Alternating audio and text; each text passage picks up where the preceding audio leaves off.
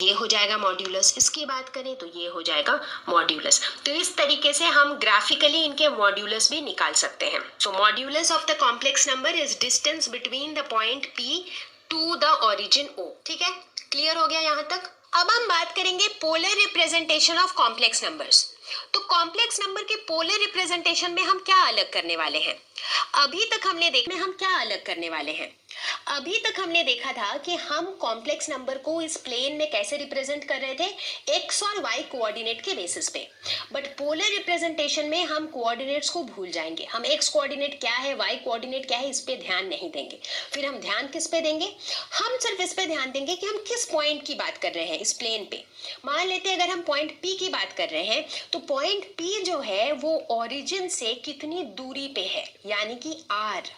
ये आर हमारा एक फैक्टर होगा जिसके बेसिस पे हम इसे पोलर रिप्रेजेंटेशन देंगे। ठीक है, और दूसरा फैक्टर हमारा क्या होगा?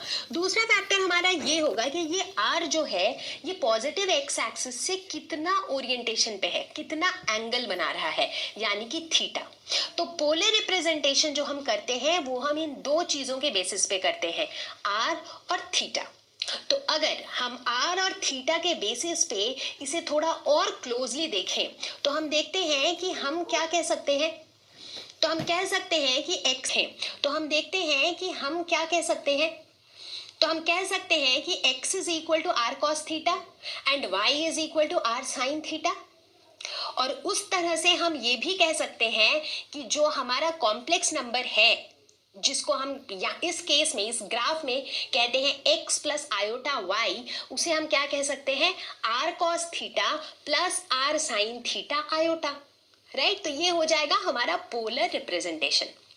तो पोलर रिप्रेजेंटेशन के लिए दो चीजें इंपॉर्टेंट है, आर और थीटा। तो अब देखते हैं कि आर क्या है।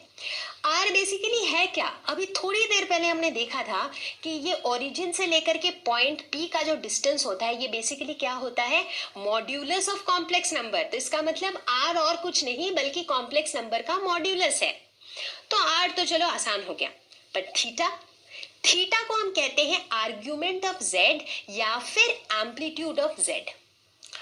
तो इसे थोड़ा और बारीकी से समझने की जरूरत है। तो चलिए थोड़ा और समझते हैं थीटा के बारे में, अच्छे से समझते हैं कि आर्ग्यूमेंट